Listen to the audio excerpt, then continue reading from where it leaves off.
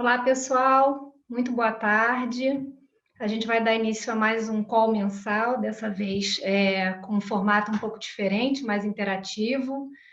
Eu agradeço a presença de todos vocês. A gente, ao final desse video call, a gente vai fazer uma sessão de perguntas e respostas, mas ao longo desse período vocês podem ir enviando aqui no Q&A, e a gente vai escolher algumas, talvez não dê tempo de falarmos de todas, né, de responder a todas, mas a gente vai tentar responder a maioria. Bom, conosco hoje, então, a gente tem o Paulo Val, que é o nosso economista-chefe, o Pedro Drey e o Fernando Chibante, que são gestores macro, e o Duda, que é responsável pela renda variável, CIO da Ocam. Então, eu peço, por favor, ao Paulo para começar a falar, por favor. Perfeito. Obrigado, Isabel. Obrigado pela presença. Vamos, então, começar falando um pouquinho da parte econômica, antes de entrar no mercado. E eu acho que eu vou começar ressaltando que esse foi um mês interessante na parte de indicadores econômicos, porque justamente foi mais um mês de confirmação de uma retomada da atividade ao redor do mundo. Até foi uma recuperação com vigor maior do que o esperado. Assim, a gente tem umas transferências que estão sendo feitas pelos governos para as pessoas. Isso está realmente, efetivamente, fazendo uma diferença no consumo, principalmente na parte do consumo de bens. Então, o que a gente observa no mundo inteiro é a parte industrial com desempenho melhor, a parte de venda, de varejo vindo bem, alguns segmentos, como, por exemplo, construção civil, vindo bem também. Isso vale para os Estados Unidos, vale para o Brasil. E algum segmento que tem uma tendência de ser um pouco mais defasado e não está ainda com desempenho igual à da indústria é a parte de serviços. Isso está bem caracterizado ao redor do mundo. Tem uma ressalva dos Estados Unidos, que a gente começou a ver alguns estados, a gente até comentou isso no call passado, alguns estados tendo um movimento de elevação do número de casos. Isso, quando a gente olha os indicadores de alta frequência, coisas que estão acontecendo bem na margem mesmo, a gente vê que isso aparentemente começa a se refletir nesses dados especificamente, e podem mais à frente bater nos dados agregados.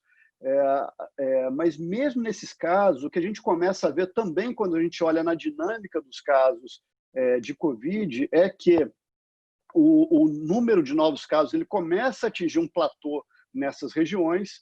A gente ainda tem uma elevação do número de mortes e esses indicadores eles têm uma defasagem em relação ao número de novos casos, mas o número de novos casos, que seria a grande novidade, que seria o leading de toda essa dinâmica, ele já parece ter atingido um platô. Vamos esperar mais uns dados, mas o que a gente está vendo na margem já joga nessa direção.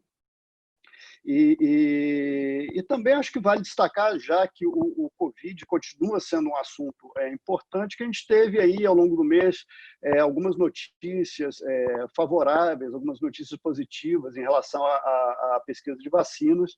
Ainda é uma questão muito incipiente, ainda vai demorar um pouquinho para a gente ter um produto final testado e confiável, mas pelo menos a gente continua tendo um avanço nessa direção. Na parte de economia, acho que também vale destacar na Europa que a gente teve a aprovação do Fundo de Recuperação dos Estados, do Fundo de Recuperação, né, com emissão de títulos pela União Europeia. E isso é um passo interessante, porque na União Europeia a gente sempre teve a integração política, logo depois a gente teve a integração monetária, com a moeda única, o euro, sendo estabelecido, e esse fundo de recuperação ele é um primeiro passo, dado que a emissão dos títulos é feita pela União, é até um sinal interessante na direção de uma integração maior.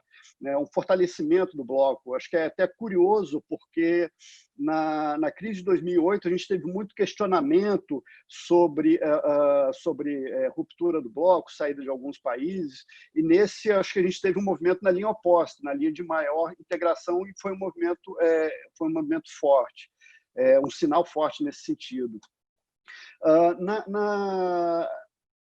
Quando a gente olha então, de Europa, a gente teve esse ponto dos Estados Unidos. Eu acho que vale também a pena citar o FONC, né? o colegiado que decide política monetária americana, e provavelmente na próxima reunião a gente vai ter uma migração de comprometimento, de objetivo de política monetária. Eu acho que todos os sinais que estão sendo dados pelos diretores, presidentes dos FED regionais-chave e do próprio board, é na direção que a gente vai migrar mais oficialmente para alguma coisa mais estabelecida na linha da inflação ter que rodar um pouco acima, ou pelo menos rodar por mais tempo, consistentemente em torno da meta de 2,5%, antes de qualquer sinal de normalização de política monetária. Quer dizer, o que isso implica em termos práticos? Provavelmente o Fed vai dar algum direcionamento, provavelmente já na próxima reunião, mas se não for na próxima, em breve, que ele vai olhar algum tipo de média para a convergência da inflação para a meta. Então, pelo fato dele ter ficado algum tempo abaixo da meta, ele vai ter que rodar algum tempo também acima da meta antes de cogitar qualquer movimentação. Então, na linha de mais estímulo monetário, na linha de dar mais confiança ao mercado na permanência de uma política monetária acomodatícia por muito tempo. Finalmente, ainda na parte dos Estados Unidos, eu acho que vale também a pena citar o quadro eleitoral. A gente continua tendo pesquisas mostrando os democratas ganhando tração. Acho que isso é bem claro quando a gente olha as pesquisas eleitorais, e aumenta a chance da gente ter um quadro onde o Congresso e a Casa Branca são dominados por democratas, os democratas ganhando essa tração. O quadro eleitoral, a gente sabe que ele é muito fluido. A gente estava comentando agora há pouco da dinâmica do Covid, e isso tende também a ter repercussões eleitorais. Então, não dá ainda para afirmar com certeza e tudo, ainda tem alguns meses antes da eleição, e faz muita diferença para a dinâmica que a gente está tendo na evolução do quadro de saúde, do quadro econômico e do quadro político. Então, acho que é bom a gente ter essa ressalva, mas hoje, especificamente, os democratas continuam com uma atração grande ali nas pesquisas. Passando para o Brasil, o que a gente vê é essa mesma tendência de recuperação de atividade no mesmo padrão que eu comentei do quadro global, ou seja, indústria na parte de produção capitaneando esse processo de retomada.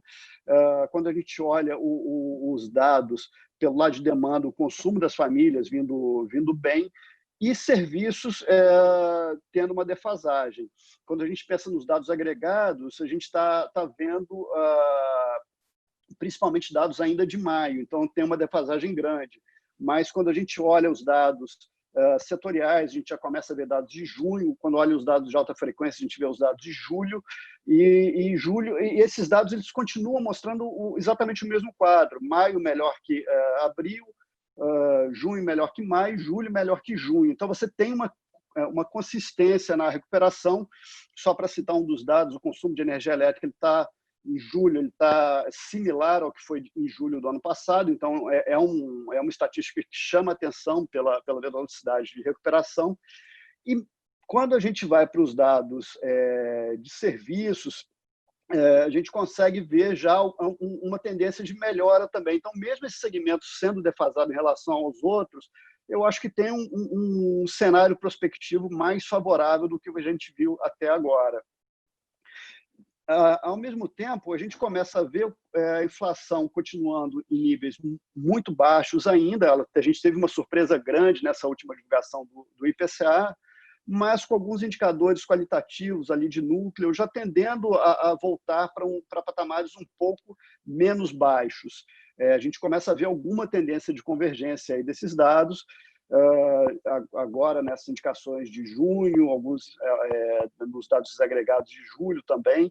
Então, a gente começa a ver uma dinâmica um pouquinho mais normalizada, embora ainda muito baixa, para a parte de inflação. E o terceiro ponto que eu queria abordar, o terceiro pilar, é a parte fiscal. E aí eu acho que toda essa discussão que a gente vê em cima da reforma tributária, ela é extremamente interessante porque é justamente uma virada de página. A gente começa a ter indicações mais positivas, um pouco mais concretas desse início de uma pauta que vai ser essencial nesse pós-crise, justamente para dar mais competitividade na economia, de um lado, e, de um outro lado, da visibilidade sobre a parte fiscal, sobre uma consolidação fiscal. E aí, nesse sentido, acho que a agenda de reformas ela é essencial para a gente acompanhar.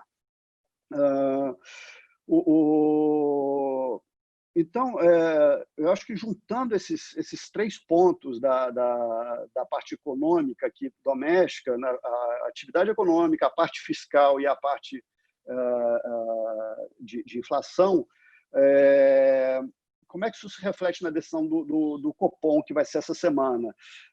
A gente acha que o cenário evoluiu até de uma forma que seria consistente com uma pausa no processo de flexibilização monetária.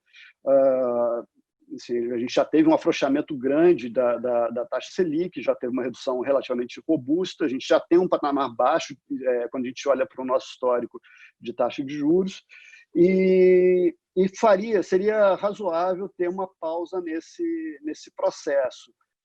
Por outro lado, o Banco Central ele tem vindo a público várias vezes, com uma certa frequência nas últimas semanas, e ele tem mantido essa opção de fazer um movimento residual ainda. Ele tem mantido esse movimento vivo. Então, para a gente é um quadro incerto, embora, por fundamento econômico, mais razoável fosse ele fazer uma pausa no processo.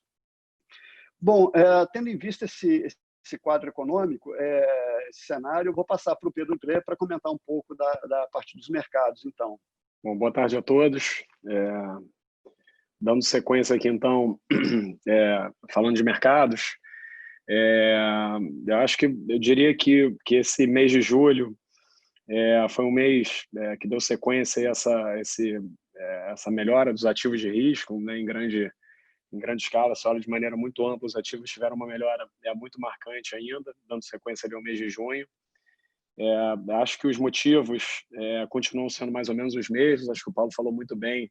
Você tem toda essa perspectiva de reabertura das economias, junto com esse pano de fundo de muitos estímulos que já foram implementados. Isso aí, eu acho que segue dando a tônica nos mercados. Se pudesse destacar, acho que o movimento mais relevante recente foi esse movimento de fechamento de juro real nos Estados Unidos, né?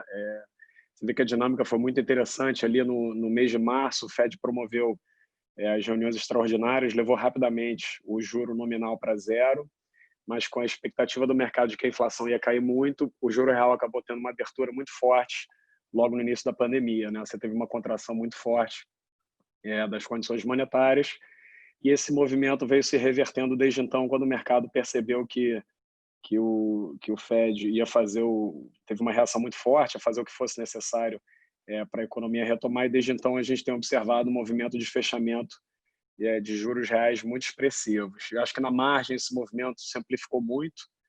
A gente teve agora no mês de julho, eu acho que o que chamou muito a atenção foi esse fechamento da curva longa de juros americano na parte de juro real, e isso acho que está por trás de toda essa melhora dos ativos. Acho que isso impulsiona muito os mercados, né? E a gente tem visto essa reação muito positiva. A gente já vem argumentando há algum tempo que a gente tem um cenário muito positivo. De certa forma, essa melhora causou uma reavaliação de portfólio muito forte aqui. Aí, falando um pouco do mercado de juros, é um mercado que, sem dúvida nenhuma, fica bem menos interessante. O juro que foi um tema muito forte para a gente ao longo do primeiro semestre, nesse ambiente de melhora, fica um mercado bem mais desafiador, né? Porque você não tem mais todos aqueles vetores apontando na mesma direção, né, de atividade para baixo, bancos centrais estimulando, inflação fraca, todos os gestores conspirando muito para uma queda de juros. Esse cenário mudou, a gente continua com uma visão bastante otimista, muito em cima desses vetores. A gente não tem uma crença de que está acontecendo alguma segunda onda do Covid, né, onde você está tendo alguma polêmica maior, como o Paulo falou, em alguns estados americanos, ou ainda em alguns países da Europa. Isso acho que é a continuidade da primeira onda ainda, então a gente continua com uma visão otimista nesse sentido. E na parte de estímulos é onde está a nossa confiança maior. A gente, na linha do que foi aprendido com a crise de 2008, eu acho que a gente já viu a velocidade que os bancos centrais reagiram, como foi muito rápida, e acho que outro aprendizado que ficou é você não fazer uma retirada prematura dos estímulos. Então, eu acho que os bancos centrais vão seguir nessa toada muito acomodatícia para frente. Então, esse pano de fundo continua muito forte. E, como o Paulo já falou, nessa reunião recente da semana passada do Fed, a gente não viu nenhuma grande novidade de comunicação, mas o mercado está com uma expectativa muito grande de que a gente vai ter uma mudança de framework com o Fed, compensando os erros de inflação no passado, permitindo uma inflação mais alta na frente. Então, isso está permitindo uma inflação de ativos muito forte e uma defesa, de certa forma, no mercado de juros como um todo. Então, com esse pano de fundo, a gente voltou a montar posições aplicadas em Treasury, a gente que tinha com esse pano de fundo de um cenário mais otimista, que acreditava que os juros poderiam se estabilizar por aqui, com essa perspectiva do Fed, a gente acredita que essa curva longa pode continuar fechando, então a gente voltou a ter alocações na curva de 10 anos dos Estados Unidos, então a gente voltou para essas posições aplicadas, que foi um tema muito forte aqui com a gente no primeiro semestre. Então, a gente está esperando a reunião de setembro para entender qual vai ser esse novo arcabouço aí que o Fed vai divulgar. Mas acho que essa temática de um juro real mais baixo nos Estados Unidos é muito forte. Ela tem sido assim uma mudança de uma placa tectônica, vamos dizer assim, esse diferencial de juros que favorecia, que atraía muitos fluxos para os Estados Unidos, está se revertendo. Isso tem diversos impactos no mercado. Agora, ainda no mercado internacional, que a gente fez, a gente ainda tinha uma posição que a gente carregava em México, que, a despeito desse cenário mais desafiador de juro, ainda fazia sentido você ter uma posição aplicada naquele país, lembrando toda aquela questão de que o México foi um país que usou pouco da sua política fiscal, optou por ir pelo estímulo monetário, então a gente acreditava que teria um espaço maior, mas com esse pano de fundo mais favorável, a gente acabou optando também por zerar essas posições, então a gente não está mais alocado na curva do México, meio que nessa linha de que realmente o mercado de juros está menos interessante daqui para frente. E o Brasil, como se insere nesse contexto? Também o Paulo já falou que toda a evolução intra-Copom sugeriria uma manutenção da Selic nessa próxima reunião do Copom. Eu concordo totalmente com essa afirmação do Paulo. Então, eu acho que os ganhos de política monetária que foram observados ao longo do primeiro semestre, acho que a política monetária afeta na margem a parte curta da curva. O jogo de juro acaba que fica um jogo muito mais de compressão de prêmio de risco, inclinação de curva. Essa parte curta, eu acho que não tem mais muito ganho nessa parte de política monetária. Então, se você me dissesse há 45 dias atrás que os dados aqui do Brasil iam evoluir dessa maneira, acho que a minha convicção pela manutenção estaria até mais alta, mas o fato é que o mercado migrou para uma queda de 25 bases e o Banco Central não fez nenhum esforço de comunicação. Mas na nossa visão, esse Banco Central ele se comunica pouco entre as reuniões, então acaba que as reuniões foram uma surpresa recentemente. Acaba mais para o lado Doves, né? Ele tem surpreendido mais para o lado acomodatício, mas a gente não consegue descartar uma manutenção dos juros nessa reunião do Copom agora dessa semana por conta de como as variáveis evoluíram nessa janela recente. A gente, nesse mês que passou, tinha até perseguido posições tomadas em juros aqui no Brasil. Essas posições não deram muito certo, ainda bem que foram posições pequenas, foram levemente detratores de resultado. Foi curioso que a gente tinha uma certa visão de que esse ambiente mais positivo ia gerar uma rotação de risco, né? Uma saída dos ativos de renda fixa, com uma migração para a bolsa ou o próprio câmbio. Isso acabou não acontecendo. Era quase como se um raciocínio de que os juros no Brasil ia se comportar como os juros de países desenvolvidos, mas nem os países desenvolvidos se comportaram como os países desenvolvidos se comportam. Eu acho que o que está por trás disso é essa postura dos bancos centrais dando muita defesa para os juros, com essa sinalização de que a normalização está muito distante, está muito aquém, ninguém pode pensar em alta de juros ainda. Então, esse cenário acabou se sobrepondo, a gente observou o fechamento de taxa aqui no Brasil, com destaque para a parte longa, que chegou a fechar mais de 50 vezes, então um movimento bastante expressivo de compressão de prêmio. Não era muito essa a nossa visão, a gente acreditava que o mercado estava mais assimétrico, poderia ter uma reversão desse movimento, mas isso acabou sendo amplificado também pela divulgação do IPCA 15 de julho, que veio muito abaixo do que o mercado esperava. O mercado que estava há algum tempo perseguindo uma posição comprada em inflações implícitas, acabou tendo que desmontar essas posições, isso gerou uma venda muito grande de juros nominais, de DI, e acabou tendo esse movimento muito forte de queda.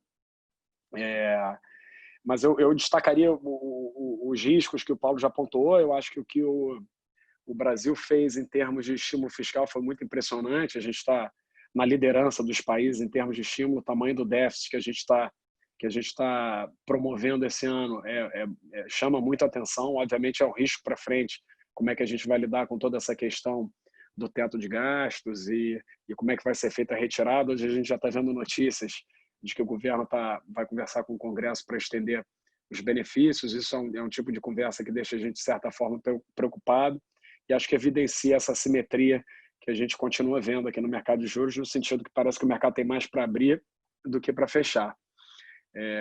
Eu acho que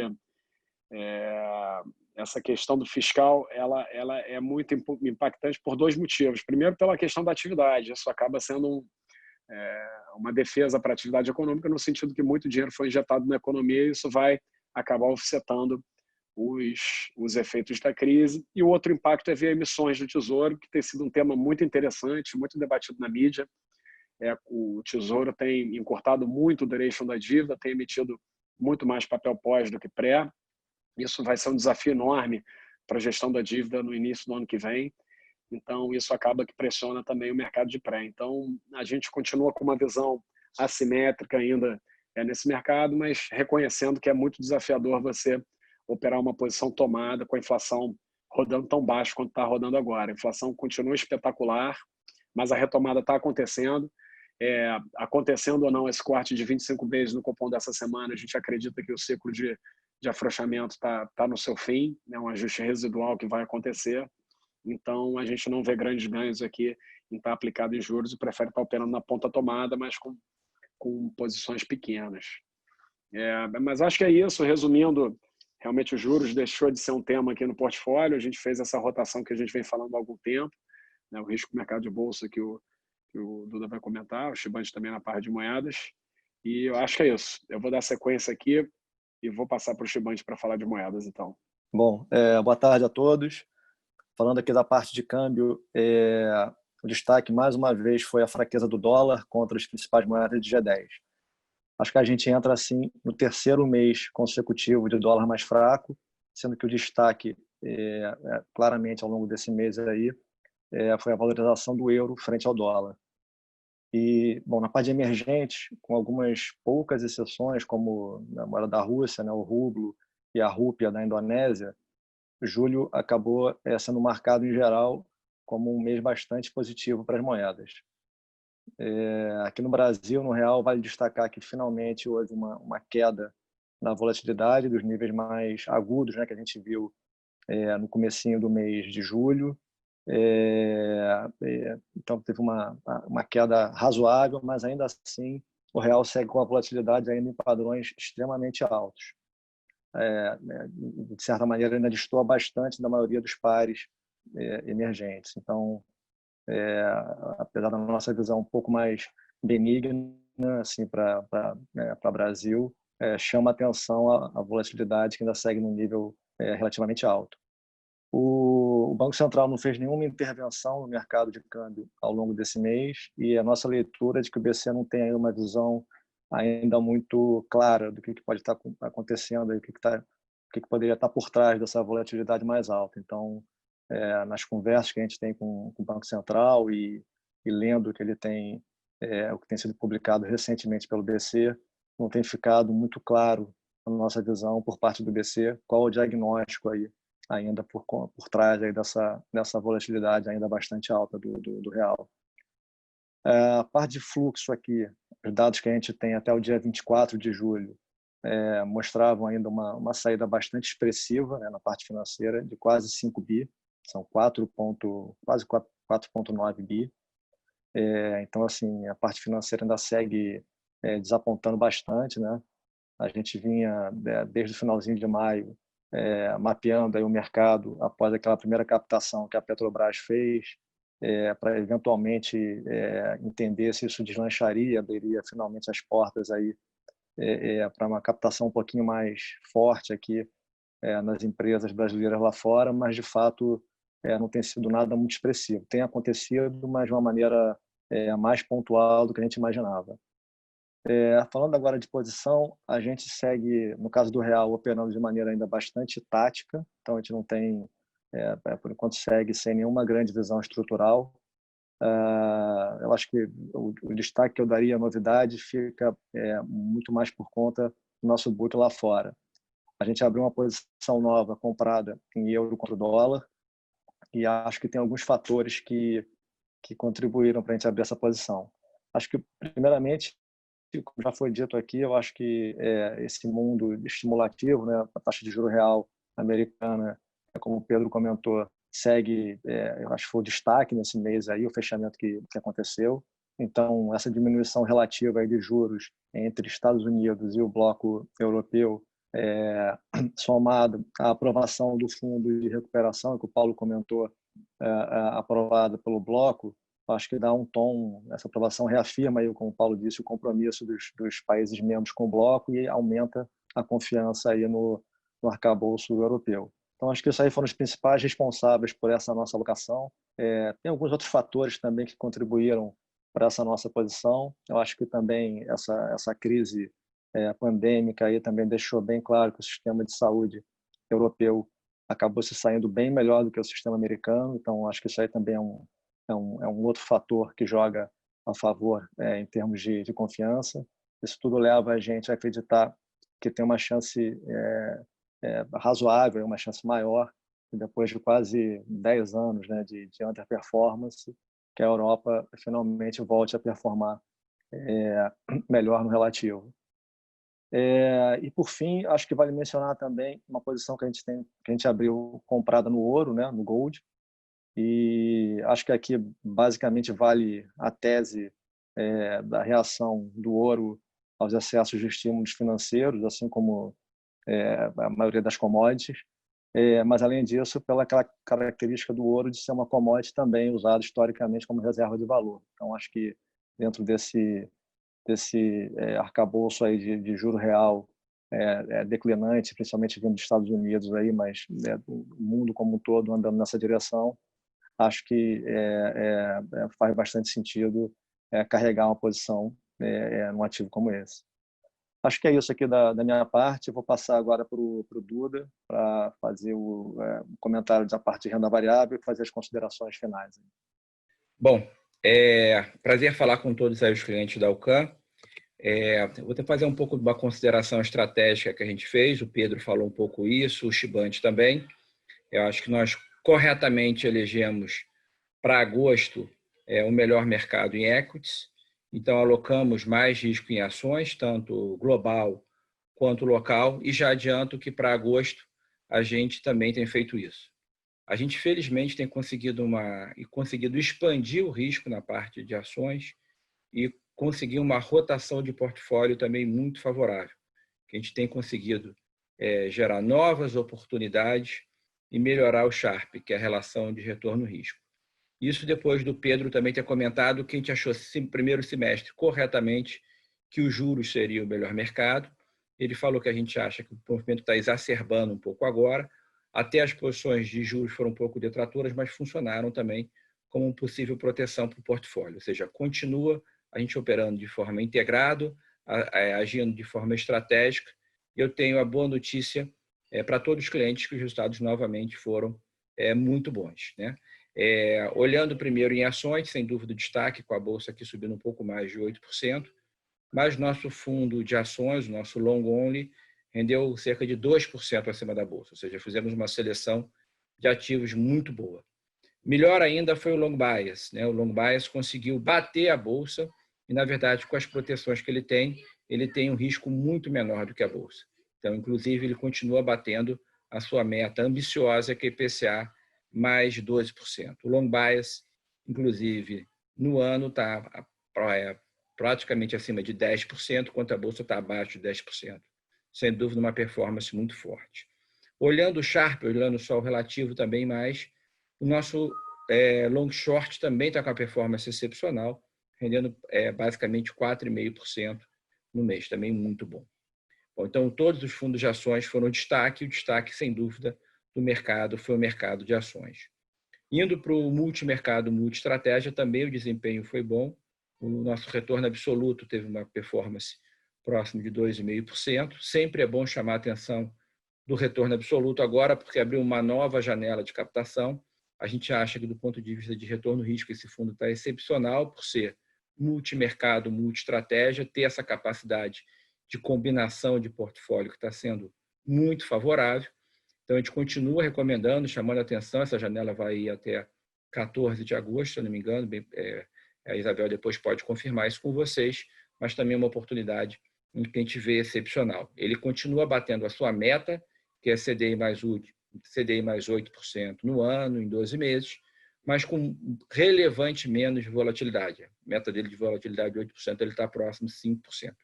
Como eu estou expandindo o risco, significa que continua as nossas teses de investimento convergindo bastante, a nossa gestão ativa e muito fundamentalista funcionando muito bem. Bom, o grande destaque de ações no mês foi o setor de tecnologia. Tá? Então, a gente continua focado no setor externo e tecnologia, principalmente nos países Estados Unidos, China e Brasil. Todos os países continentais com capacidade de criar grandes empresas unicórnios, empresas com dominância de um mercado grande. A gente, entrando para agosto, a gente até está focando mais no mercado dos Estados Unidos, algumas oportunidades que a gente viu, tanto do ponto de vista fundamental, quanto da nossa análise quantitativa. Então, estamos conseguindo aumentar as posições no mercado americano, que é uma boa notícia também, que com uma desconcentração maior, o que também diminui o risco, ou seja, conseguimos encontrar novos cases. O earnings season, a temporada de resultados americano, comprovou umas teses nossas das empresas que se beneficiaram do segundo trimestre da pandemia e estão muito bem posicionadas para frente. Então, empresas como Apple, Amazon ou no Brasil, uma VEG, todas que tiveram resultados excepcionais, nós assim perseguimos isso e são empresas que a gente persegue há mais de um ano. Então, essa é a boa notícia, a gente tem conseguido ver oportunidades, a gente acha que isso é muito dominante e, na verdade, tem menos riscos. Então, a gente continua achando que o Nasdaq vai ter uma performance melhor que o S&P, mesmo que as FANGs vão ter provavelmente uma performance melhor do que o Nasdaq, porque tem uma concentração, mas o que nós estamos perseguindo e conseguindo que, mesmo em relação às FANGs, que são as empresas premium americanas, a nossa carteira consegue ou persegue conseguir ter uma performance superior. Então, isso é bastante importante. Bom, indo para o Brasil, também conseguimos expandir nas teses, que eu vou falar de todas elas de investimento no Brasil, o setor de tecnologia. Principalmente, a gente expandiu o setor de e-commerce no Brasil, nesse mês de julho. Também com uma boa notícia que a gente conseguiu uma desconcentração maior. Então, a gente acredita que quase todas as empresas de e-commerce no Brasil vão ter resultados excepcionais também, elas ainda não reportaram, e vão estar muito bem posicionadas para frente para ter mais bons resultados. Dentro do setor de tecnologia também no Brasil, estamos perseguindo ainda as empresas que a gente chama de financial deepening, ou seja, que tem uma vantagem competitiva em sistemas, em algoritmos, em descentralização, em plataforma, em negociação, em bolsa, tudo que está sendo oferecido para os investidores atualmente com uma profundidade maior e com uma capacidade de descentralização e de tirar clientes das plataformas tradicionais, como, por exemplo, os bancos. Tá? A boa notícia também, que nesse case de Financial Deepening, que a gente tem focado principalmente em plataforma e bolsas de negociação, a gente tem conseguido fazer uma desconcentração do portfólio também. Ou seja, de novo, a gente tem conseguido ver novas oportunidades, revisando o case e também, de novo, não só pelo aspecto fundamentalista, como a nossa análise quantitativa. Outro case que a gente continuamente persegue, que é o setor de utility, a gente também tem procurado expandir a carteira, também tem trazido novos nomes, também, de novo, uma desconcentração do portfólio em cases novos, por exemplo, em saneamento, em cases novos em outras empresas, principalmente do setor elétrico, que não compunham o portfólio, não compunha de forma relevante. A gente tem perseguido esses cases e, na nossa opinião, gerar oportunidades de aumentar a posição. Outro case de Brasil, que são as empresas globais com uma vantagem comparativa, já citei a WEG, mas eu citaria principalmente no setor de mineração, particularmente a Vale anunciou que vai pagar dividendos e ainda está sendo beneficiado pela contínua alta do minério de ferro com o aquecimento da economia da China. Então, a gente continua perseguindo esses cases das empresas globais, sejam de commodities ou não, que tem a vantagem comparativa do câmbio estar em outro patamar. Também, de novo, como o Ocan diz, simples e essencial e que também tem dado bastante certo. Outro tema que a gente persegue fortemente é o setor de saúde. Esse a gente não fez uma expansão tão grande, mas também a gente descentralizou um pouco. Algumas, aí pelo caso que algumas das empresas nossas preferidas, principalmente as integradas, tiveram uma performance muito grande e a gente conseguiu até tradear um pouco esses papéis, botar um pouco no bolso.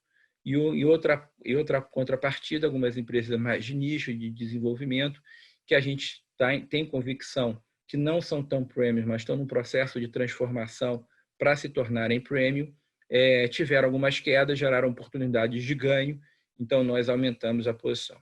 Então, de novo, um contexto bastante rico para mercado, como eu falei, de mercado em bolsa. Tão rico que, como o Pedro falou, que tem essa possibilidade do cupom, inclusive, de fazer mais uma queda, que eu acho que ainda vai impulsionar e chamar mais atenção da necessidade de todos os investidores irem para ativos de risco, que a gente não tem aumentado a exposição líquida dos fundos, comparado ao mês passado, que a exposição líquida tem se mostrado relativamente alta aos padrões históricos. Mas a gente diminuiu os shorts, ou seja, a gente tradeou a carteira, diminuiu os shorts porque a gente acredita que vai ter, inclusive, um movimento técnico. De novo, nossos indicadores quantitativos estão mostrando isso, que a gente acredita que o mercado pode continuar atingindo novas métricas, novas máximas, principalmente com fluxo favorável para a Bolsa, que a gente acha que vai continuar. Então, do ponto de vista, a gente está num cenário favorável, assim, com a maré a favor, com a correnteza a favor, para acho que impulsionar os ativos de Bolsa. Mais do que a Bolsa subir, a Bolsa vai expandir. Então, tem uma nova gama de investimentos com oportunidades. Tem que ser criterioso nessa nova gama. A gente viu recentemente alguns IPOs aí que falharam de ter uma performance superior, apesar de aparentemente terem uma demanda muito grande. Ou seja, não é fácil. Então, assim, você tem que realmente separar um pouco o joio do trigo, nem todos os ativos. E a boa notícia é que nós, que somos especialistas na Ocan de fazer alfa, esse é o melhor mercado possível.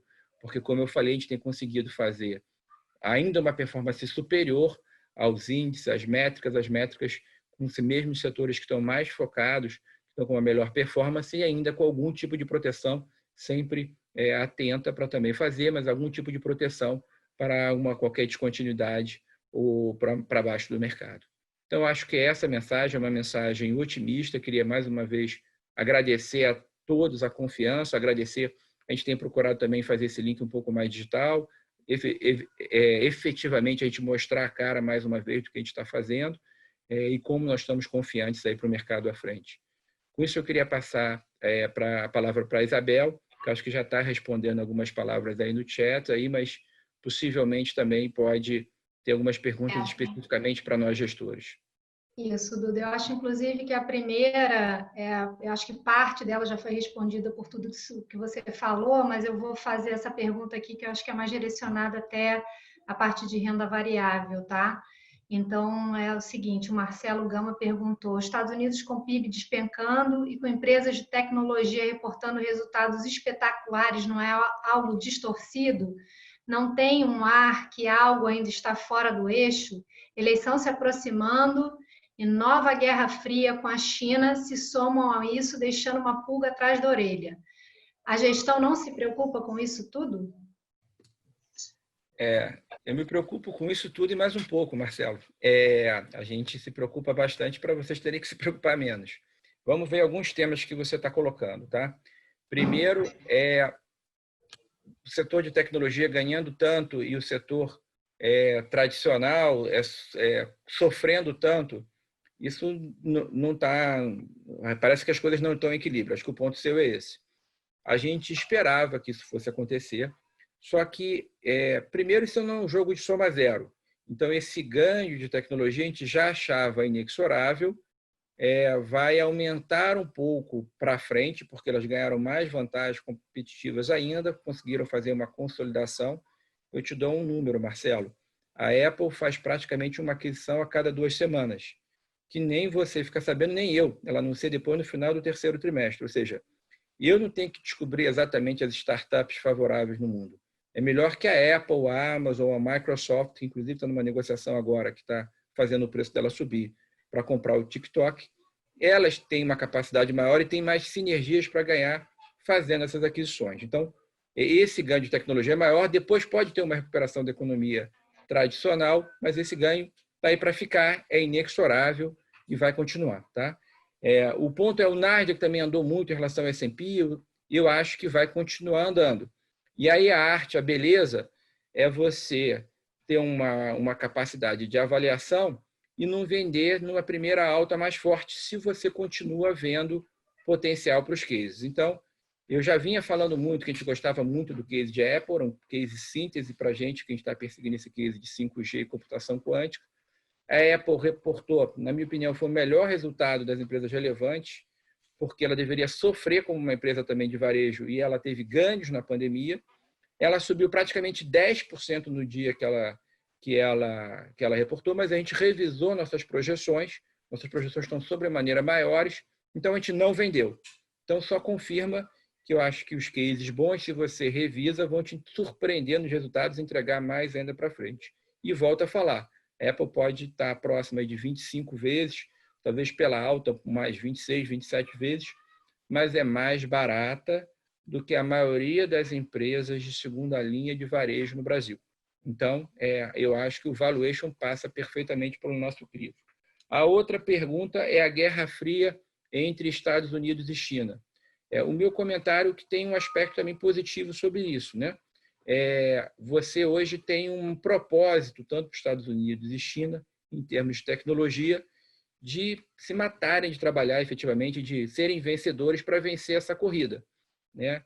Eu recomendo todos lerem o livro da inteligência artificial, do Kai-Fu Lee, que ele comenta isso, que ambos os países estão nessa corrida em termos de tecnologia. Então, tem esse ambiente. É claro que, em termos geopolíticos, você pode ter um protecionismo maior aqui.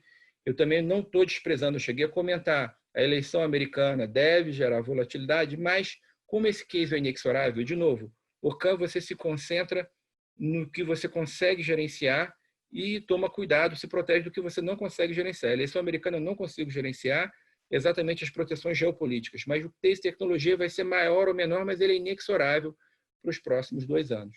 Então, eu acho que isso continua, e eu acho que os valuations passam, tão razoáveis ainda, e eu acho que o fluxo vai para isso, e eu acho que as empresas tradicionais, essas que têm mais risco, porque elas estão sendo atacadas. Tem uma outra pergunta aqui, Duda, que eu acho que também pode ser direcionada a você, que é o seguinte, eu acho que você já respondeu de certa forma, mas eu acho que é bom reforçar alguns pontos. A pergunta é a seguinte, parece que o cenário é de inflação baixa, juros baixos, crescimento econômico baixo e endividamento alto. Como como esse cenário, com esse cenário, quais classes de ativos poderiam oferecer uma boa relação de risco e retorno no médio prazo, na visão de vocês? Tá, ótima pergunta também. Como a gente falou, se os juros vão estar baixos e acima da média, ou seja, normalizado, o Pedro chegou a comentar que talvez tenha um risco, né, que os juros estão muito estimulativos. Na verdade, a atividade no mundo, Estados Unidos, mesmo a Europa recuperando agora, e Brasil tem se mostrado mais resiliente do que nós da UCAN, inclusive, esperávamos. E, a inflação também está surpreendentemente até baixa para nós da UCAN, então deve se manter ainda baixa, mas também não é um nível normalizado, ou seja, nosso ponto. Também não vamos acreditar que os juros devem se manter baixos por mais tempo, mas não vão se manter em 2% para sempre, nem a inflação vai se manter em torno de 2% para sempre, como está agora no Brasil. Então, talvez tenha um risco um pouco maior disso. Só que como a gente deve se manter mais baixo por algum tempo, não é o melhor ativo. De novo, a gente vai voltar aqui, o melhor ativo são ativos de risco, a gente tem procurado alguns ativos lá fora, como o euro no momento melhor em relação aos Estados Unidos, principalmente em relação às expectativas, o ouro que tem uma valorização também de todos os ativos, algumas commodities, como eu comentei, mas o melhor de todos é bolsa, na nossa opinião, e tecnologia. E aí é interessante porque nós na UCAN temos uma filosofia que a gente exige que as empresas que a gente invista tenham um crescimento de geração de caixa maior que 10%.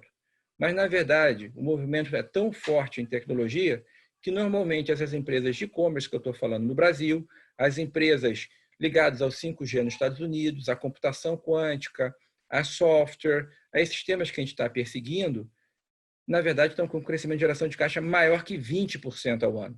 Então, você citou também um outro ponto. O crescimento baixo, teoricamente, não é favorável para a Bolsa, mas o crescimento baixo é na média, né? Quando você fizer uma boa seleção de ativos focado em crescimento, você consegue pegar esse movimento transformacional e a gente acredita que tem uma performance muito superior. E a última pergunta, Duda, é do Marcos Cunha. Ele falou o seguinte: falando em Vale, a OCAN busca empresas com ESG definidos? Tá. Ótima pergunta, Isabel. Primeiro que eu estou vendo que a ações está popular também, né? Eu espero que eu também esteja um pouco popular, falando aqui como estratégia todo, mas as perguntas foram todas ligadas a equities. Sim, a gente tem um critério de ESG, a gente, desde o início da UCAN, a gente tem critérios tanto ambientais, sociais e governança no nosso critério de avaliação, de dar um peso maior a esses aspectos qualitativos. Na UCAN, a gente primordialmente usa o que se chama de Alpha Approach para ESG, ou seja, procura sempre gerar alfa, que é o que é a voga realmente da UCAN, que é até a síntese do nome, mas dá uma punição maior para as empresas expostas a ESG. Tá?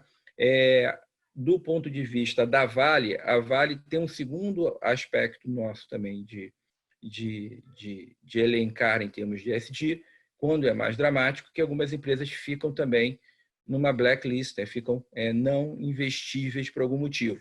Então, quando teve o segundo acidente de Brumadinho, como no primeiro acidente, a gente ficou sem investir até que provar que a empresa não tinha responsabilidade direta sobre aquilo. É claro que a responsabilidade dela é muito grande, mas assim, que a gestão, por exemplo, não sabia ou que ela não tinha tomado medidas corretas do ponto de vista de proteção. E só quando isso se confirmou é que a gente voltou a investir. Então, a gente dá um desconto maior, mas, de novo, o valuation da Vale, a gente acha que ela está... Existe até algumas divergências em relação a isso.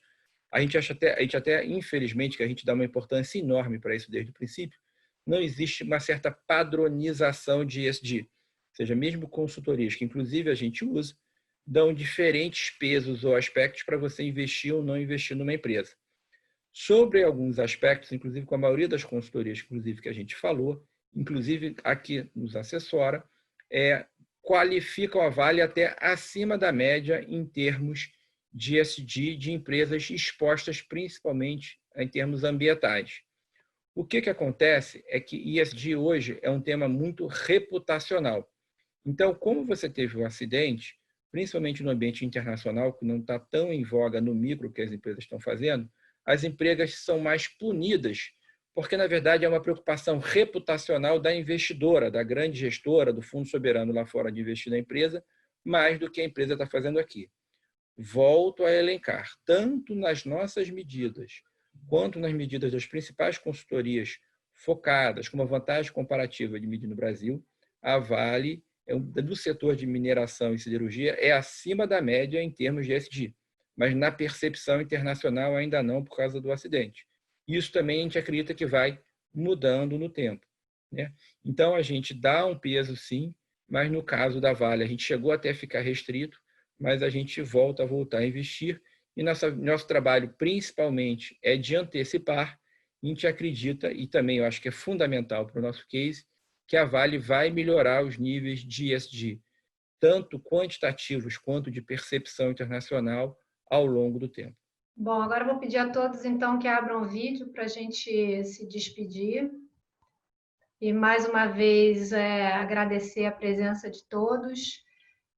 Se vocês tiverem alguma pergunta à frente, é só mandar um e-mail para contato@ocambrasil.com.br e lembrar novamente que o Retorno Absoluto vai estar aberto até o dia 14 de agosto, então, quem tiver interesse em fazer investimentos nele, por favor, considerem essa data.